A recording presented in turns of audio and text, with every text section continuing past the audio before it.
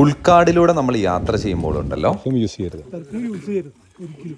കാട്ടിൽ പോകുമ്പോൾ കുളിക്കാൻ തന്നെ പാടില്ല ശരിക്കും. അങ്ങനെ രാവിലെ തന്നെ കുളിച്ച് പെർഫ്യൂമൊക്കെ അടിച്ച് മൃഗങ്ങളെ കാണാനായിട്ട് കാട്ടിലൂടെ നടന്ന ഞങ്ങളുടെ പിന്നീടുള്ള ഏക പ്രതീക്ഷ എന്ന് പറഞ്ഞ് ചുമപ്പ് ഡ്രസ്സ് ധരിച്ച ഇവർ രണ്ടുപേരും ആയിരുന്നു. കാട്ടിലൂടെ അങ്ങനെ നടക്കുമ്പോൾ ഒരു കാരണവശാലും ഇടാൻ പാടില്ലാത്ത നിറമായിരുന്നു ചുമപ്പ് എന്ന് പറയുന്നത്. കാടിനെ തൊട്ടറിഞ്ഞ് അങ്ങനെ നമസ്കരിക്കാനായിട്ട് നിലത്ത് കിടന്ന് വീണിട്ടുള്ളൊരു തുടക്കം തന്നെയായിരുന്നെങ്കിലും വളരെ സൈലൻ്റായിട്ട് നമ്മൾ കാട്ടിലൂടെ നടന്നു കഴിഞ്ഞിട്ടുണ്ടെങ്കിൽ മലയണ്ണാനെയും അതുപോലെ കരിങ്കുരങ്ങനെയും അങ്ങനെ ഒരുപാട് ജീവികളെയും കാട്ടിലെ കാഴ്ചകളും ഒക്കെ ആസ്വദിച്ച് നമുക്കങ്ങനെ മുന്നോട്ട് പോകാനായിട്ട് സാധിക്കും.